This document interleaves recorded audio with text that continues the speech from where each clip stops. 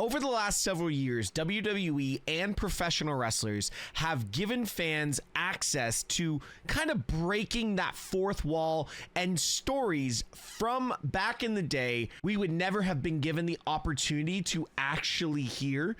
But now that we are in the new day of the internet and social media, we are getting access to these podcasts like Chris Van Vliet and Cultaholic, who are able to get these conversations from these professional wrestlers and some hilarious stories. So today's story is wrestlers telling funny stories from the past. Guys, don't forget to like, subscribe, and put the bell on for all notifications, and leave a comment. What is your favorite wrestling story from a professional wrestler? Now, on to the video.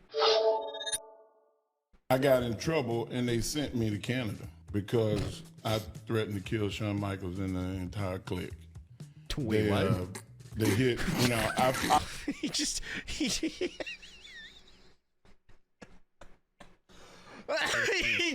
says it so nonchalant. He's just like, I threatened to kill Shawn Michaels and the entire clique. I thought that, I thought it was this. Nonchalant, he just said that. Like, oh, I meant that I meant it.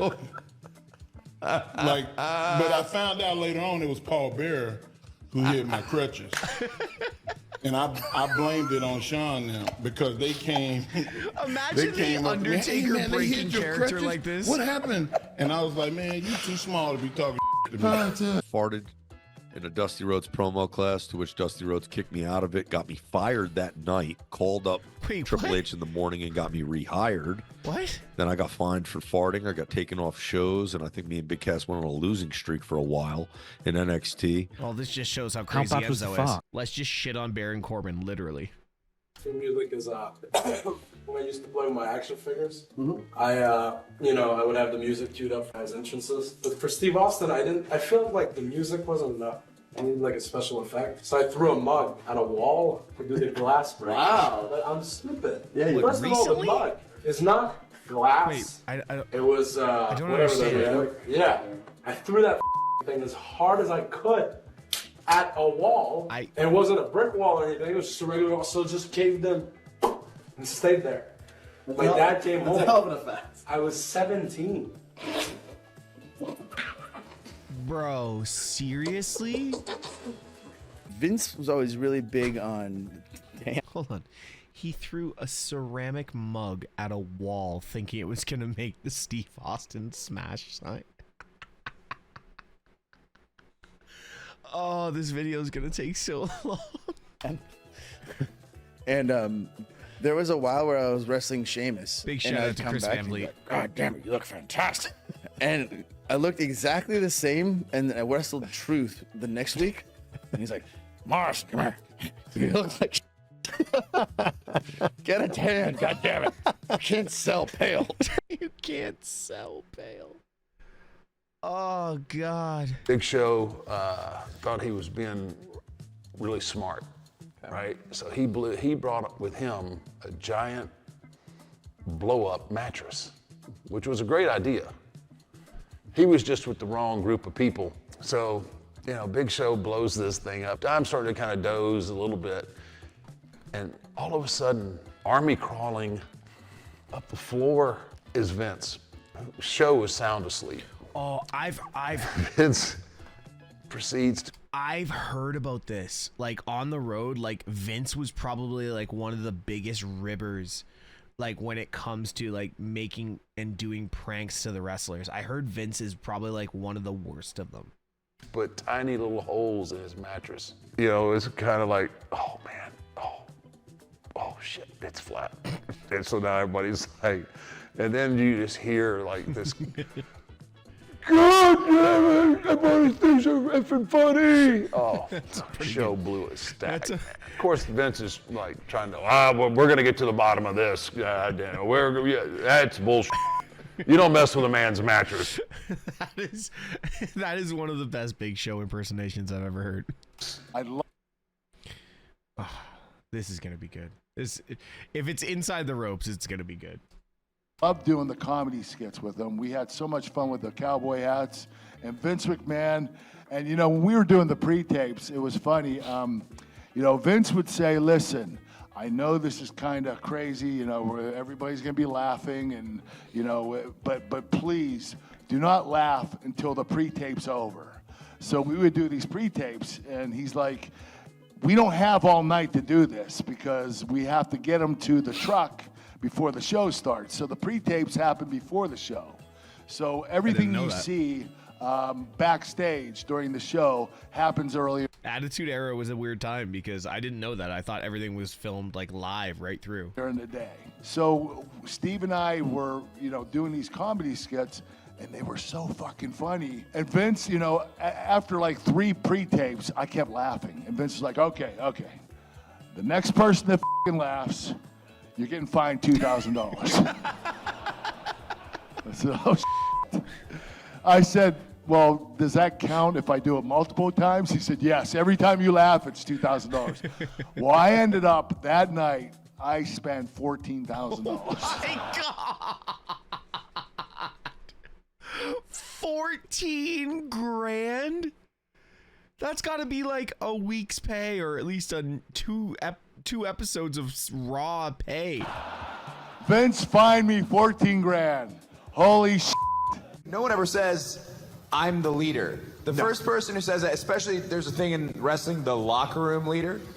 Whenever somebody says, I'm a locker room leader, you definitely know that guy is not the locker room leader. That 100%. Cody, do you remember this weird, Cody, we had this weird locker room meeting in WWE once where CM Punk said that? Do you remember that? So I tried I tried not to name names. I'll say it because it's my cruise. But do you remember they said multiple times as the locker room leader? I'm like, you don't lead me. Oh, God. And it worked on a certain demo of the locker room. But there was one meeting where Booker T was in the room, and Punk hit the as the locker room leader, I'm telling you guys all to pick up your trash, and Booker literally threw his trash on the floor. Oh my God. Stop. And said, he's not telling me to pick up my trash. And they had this whole interaction. So. Listen, guys, I'm the locker room leader, and I need you guys to comment on this video. No, but seriously, comment on the video. I was told that Randy is like a family man now and doesn't get in trouble, and I won't have it. Because the very first time I met Randy, we were in Cape Town, South Africa at the TV hotel. And I walked by the men's bathroom, and he had his hands around the urinal, and he goes, hey, Code, look at this. And he yanked the entire urinal out of the wall. The entire, like the superhuman strength. Wait, hold on a sec. What possesses a grown adult to do that? Like, hey, guys, first off, for the gentlemen, and 97% of you are gentlemen. Well, men, I wouldn't say gentlemen. Sorry, chat. But 97% of you are men. We all know what a urinal's like. Why would you impulsively think, you know what? I'm going to rip this urinal off the wall and just get all the extract just spill on my feet and my shoes. Like, really? Master ripping off the thing, flood just sweeping out into the lobby, and he giggled. And I thought, I don't know if I got what it takes to be a wrestler. I don't know. Had this big talent meeting the next day. Hey, there were security cameras, guys. We want to know who did it. He walked up in front of everybody, said, hey, I want to know who did it. And this is amazing. This guy's. Growing up, I was a huge wrestling fan, obviously, but you were a reason that I was not allowed to watch. So yes, my dad despised wrestling. So I grew up going to church. My dad my parents still go to church all the time. My dad hated wrestling, especially during the Attitude Era. And I grew up in Canada, so we had basements. What's wrong with so the I'd be Attitude watching Era? on a Monday night in the basement, and I would have the back button to like a baseball game or a hockey game. So if I heard someone coming down the stairs, oh yeah, look, the Leafs are, wow, they're down 3-1. Even Chris Van Vliet shoots on the Leafs being down 3-1. Suck it, Con. Can't believe this. So my dad would come and stand in front of the TV with his arms crossed. You're not watching this. I'm like, Dad, come on, it's not that bad. Also, move out of the way. What's going on here? And he's like, look, Dad, it's Austin. Yeah, come on, seriously. What? What? He goes, all right, fine. I'll sit down with you. to see what this is all about. I'm like, oh, great. So he sat down with me, and no sooner are you attaching Stephanie to the symbol and sacrificing her. And I'm like, come on, Dad, this doesn't happen all the time. This is a one-off. It's very rare. Oh, he's my like, you God. are not watching this. Like, come on. We got a ton of heat over that. Thanks, Mark. Yeah, I'm sorry about that, man. I almost ruined your wrestling watching career. Years ago, it's the worst match I ever had in my entire Ted life. DiBiase Jr. match? It's on SmackDown. It's right before the match, I told Michael Hayes, because he goes, what are you going to do out there? And it was really annoying because he wanted me to tell him verbatim what we were going to do, and we were like a minute away from going out. So in a very braggadocious way, I said, we're going to fucking tear the house down is what we're going to do. Oh, God. That's what I told him. Such a good story. It's not what happened. It's a very good story. I've seen this one before. So we go out, and this is pre-Yes Movement, Daniel Bryan. It's kind of funny. I've not seen many of this, but this one I have seen. And the original Sin Cara, the one that screwed up all the time. All the time. And Ezekiel Jackson against myself, Ted DiBiase Jr., and Wade Barrett. So, at one point, Ezekiel Jackson is supposed to be the hero of this match. He's not even getting in until he gets that tag, that moment. He's going to be the hero of this city, basically. He's just going to light it up. But unfortunately, Ted DiBiase Jr. didn't kick out. Daniel Bryan comes in, shoots him to the corner, does the little drop kick in the corner. 1, 2, 3. And we're like 4 minutes into this match. It's a 2-segment match. So I think, I got a little experience at this moment. I'm going to make a audible. I look to tell Wade, well, let's just jump him. That's what I'm going to tell him. But as I turn, Wade is already up the ramp. He's furious. So, okay, well, then what do? You do the whole, all right, and you. No wonder Ted DiBiase Jr. went into a life of crime. You go to the backstage area embarrassed, and it wasn't me, it was Ted. But I will never forget for the rest of my life what happened next, because we come into the grill area and there is Vince standing up, headset off. And I make eye contact with him. Again, it wasn't my fault. And right before he can say anything to me, Ted Jr. blows by me. No fear. Looks at Vince and says, where is that referee? He was trying to fuck on me.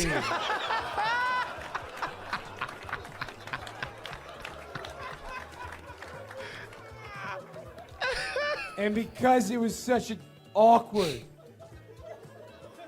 unbelievable moment and an incorrect use of the F word and everything that goes into it, Vince just real slowly put his headset back on, sat down, and we never talked about the worst match that happened ever again. Oh my God.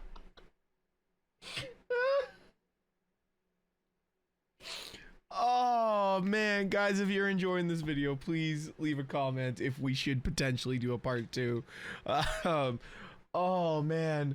This is why we need more behind the scenes stories, because this shit is gold.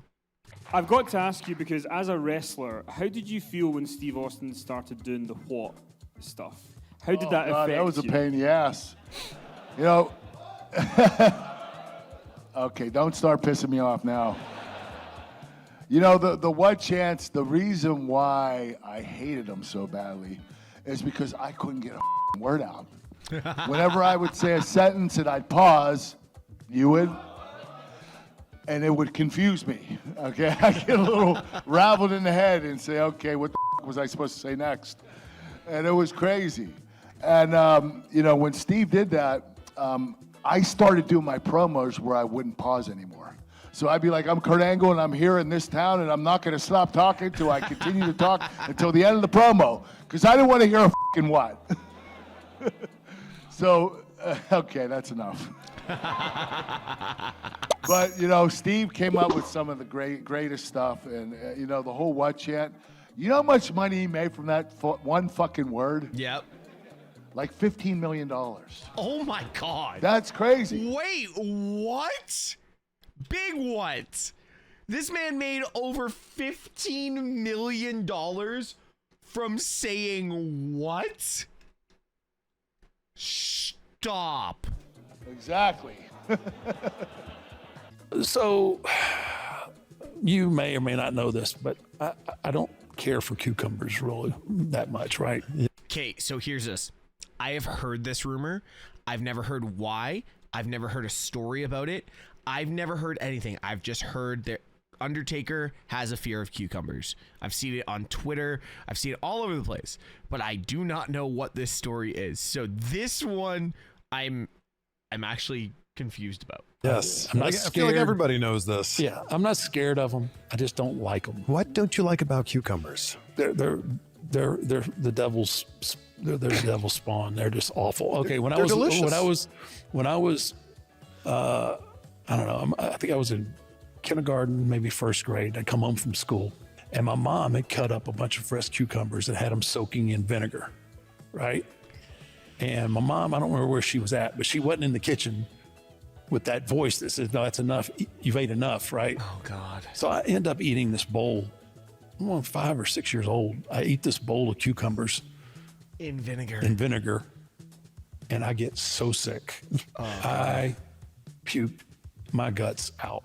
Oh my God. And from that moment on, for years, I couldn't, if I even smelled cucumber, I would get nauseous. And even to this day, I can, like, every once in a while, I'll be in a sushi restaurant and they'll screw up. Has anybody ever seen the tweet or the meme of the cucumber ending the Undertaker streak? Has anybody seen that? Like, sometimes I can move them aside and pick them out, but Has someone ever made you try to autograph one? Yes, actually. Yeah. Did you autograph No, it? I threw it. They were pissed too. And I don't care. Like, you be a smart ass with somebody else. I ain't signing that shit. Anyway, like, we had pagers. Okay. Yeah. So anyway, I get a page, and it was from the office, right? 203 number. Oh my God. And I said, man, we'd ordered food. We're sitting in a restaurant. Brian Adams, Paul Bearer, and myself. Brian Adams is just as bad as Paul Bearer when it comes to ribs, by the way. And oh shit. So I go to find me a payphone so I can call and see what's going on. So I come back, and both of them are just look like two little angels sitting there, right? And I'm like, all right, what'd y'all do? Yeah, because Brian and Paul were the only people that would rib me. Nobody else ribbed me. I was like, what'd y'all do? And then I'm looking around, and Paul's eating salad. I'm thinking, salad? Oh, he's put a cucumber on something. Because the food came while I was gone. So I had the guy that ordered a burger. So I'm going through the burger and looking at everything, moving the fries and everything around. And they're like, what are you doing? I'm like, I know you did something. One of you two did something. And Brian's like, what would I do? What would I do? And I'm like, just shut up. Eat your food.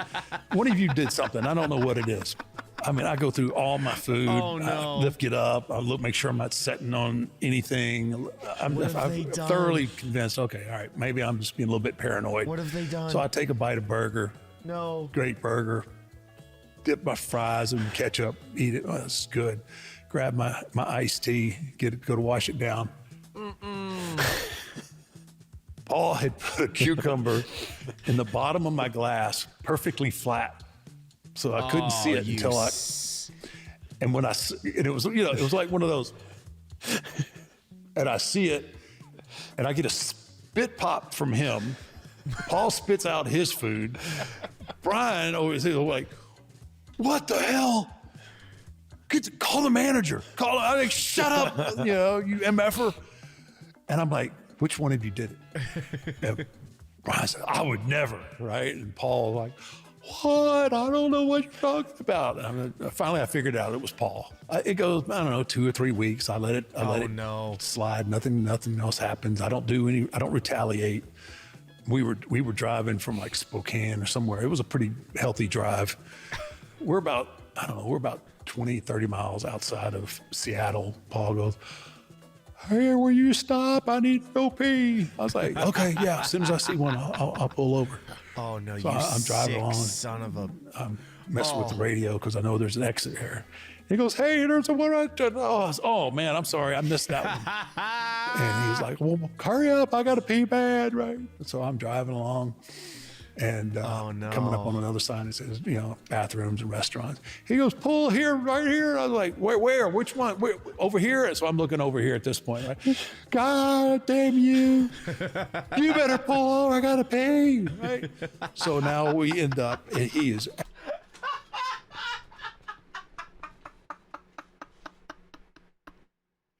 I can just picture Paul Bearer sitting in the passage, just squirming, doing the pee dance. Absolutely, like withering in his. He just can't hold himself. And now we're downtown Seattle, and now I'm looking for a gas station. I'm looking for a gas station. Next one I see, I'm pulling over. He's not even talking now at this point. He can't. If he talks, he's going to piss himself. And so we're driving. And I could see like 3 blocks down. I could see like Exxon or something like that. And he was like, and I'm moving through the traffic and everything. And he goes, right up there, damn it. And as soon as he said that, man, I make a hard right turn. Oh no. And that was all it took, man. So I go up like 2 more blocks and pull into this gas station. He had pissed himself. Oh my! Yeah, he's just so pissy now, right? And I said, I don't like cucumbers. And he just looks at me like Paul Bearer would look at me, right? And he's just like, damn you to hell.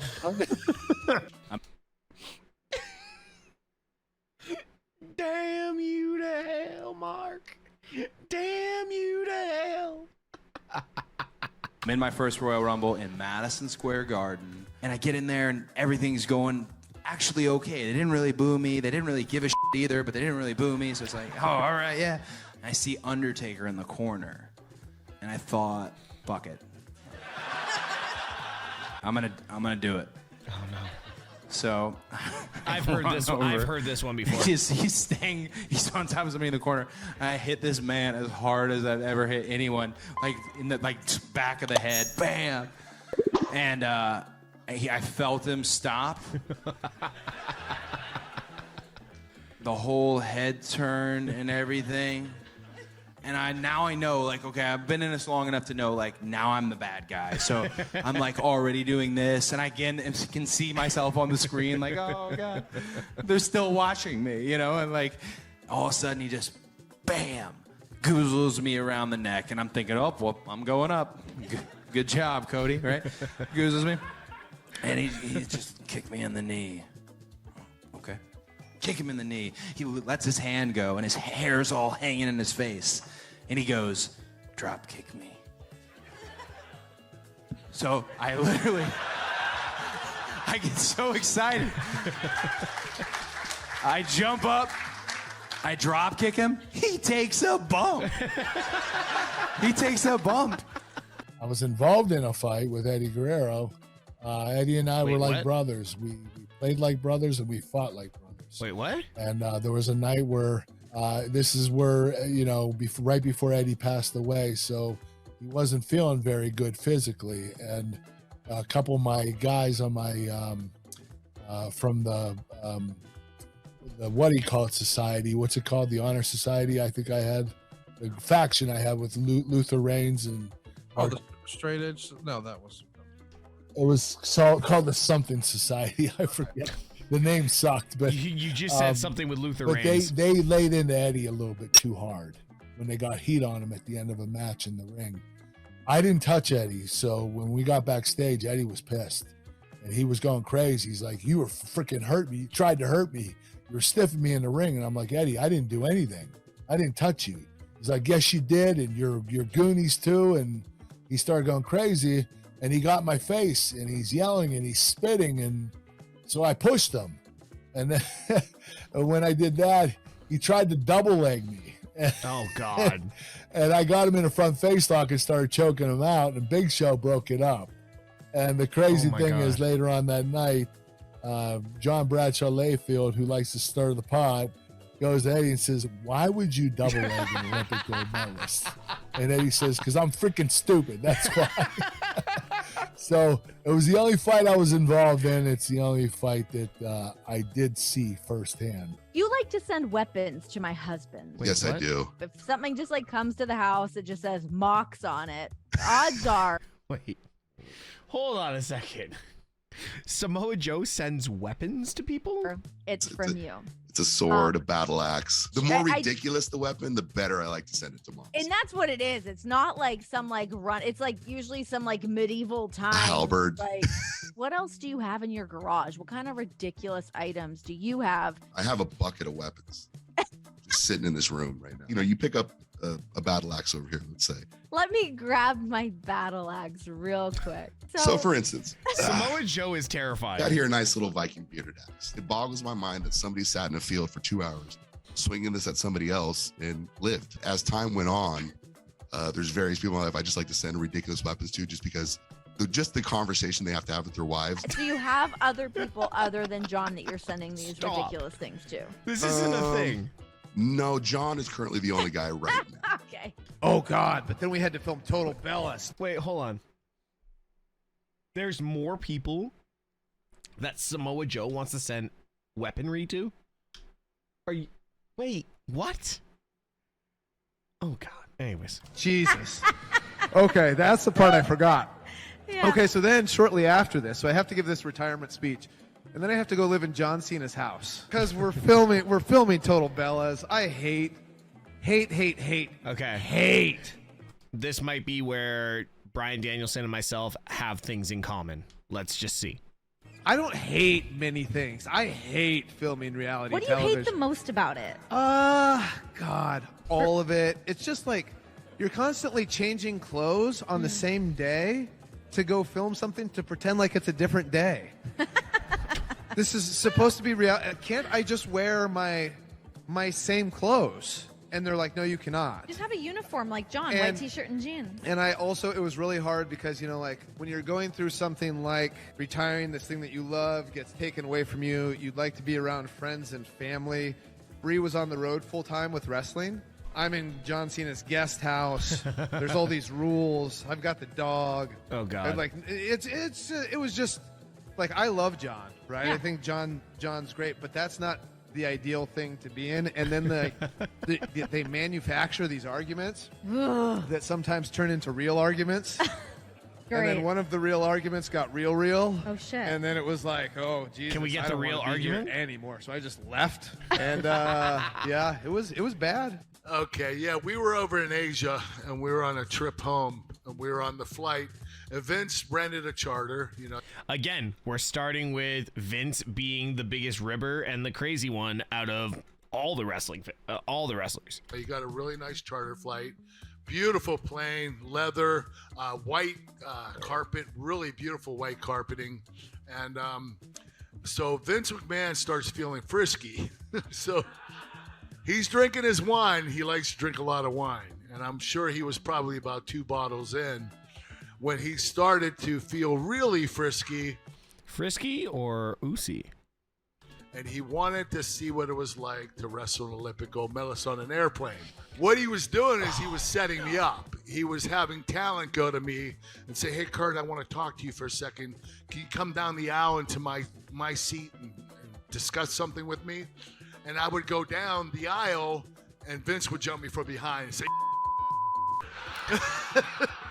take that! I'm like, holy.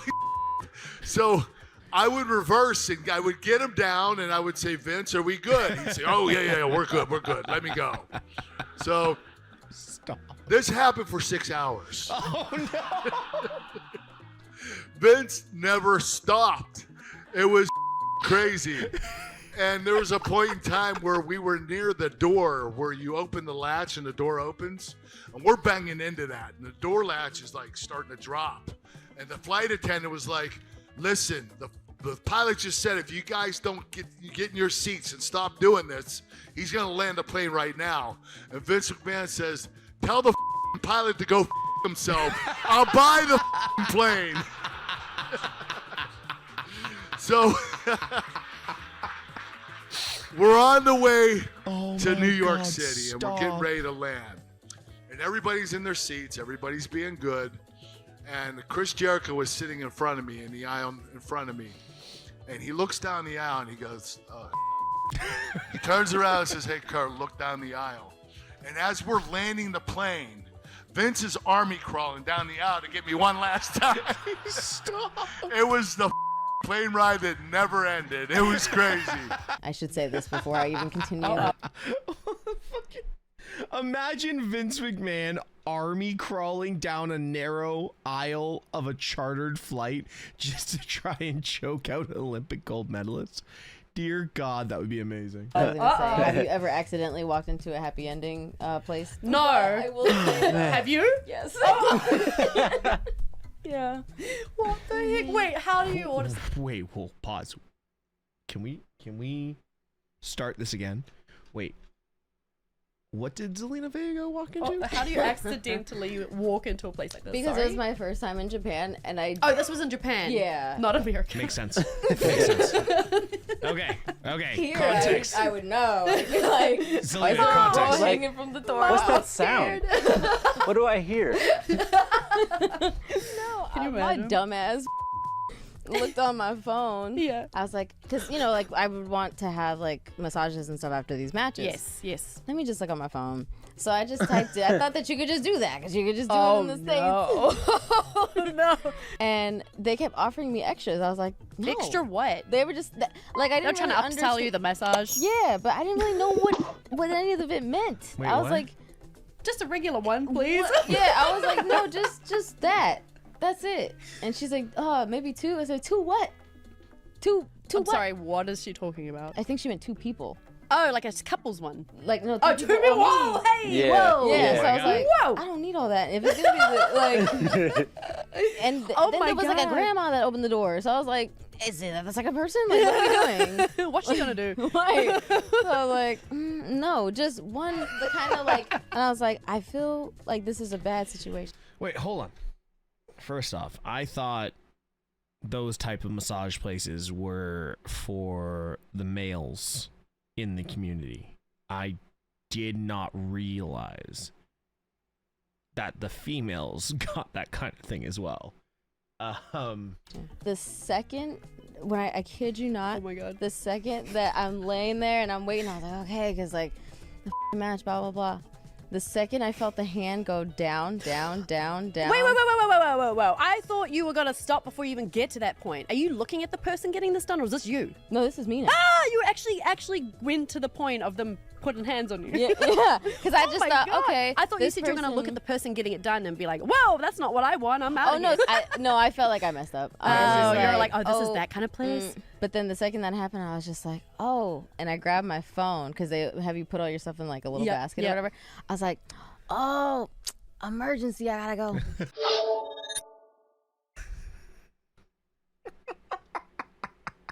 Somebody, okay, in the comments, I don't know if anybody's ever dealt with that before. Females, if you're in here, have you ever gone to a type of situation or gotten yourselves into that type of situation? Those were some of the funniest stories told by professional wrestlers, I think, that I've ever heard. Guys, if you want a part 2 of this, don't forget to like, subscribe, and put a comment on this video.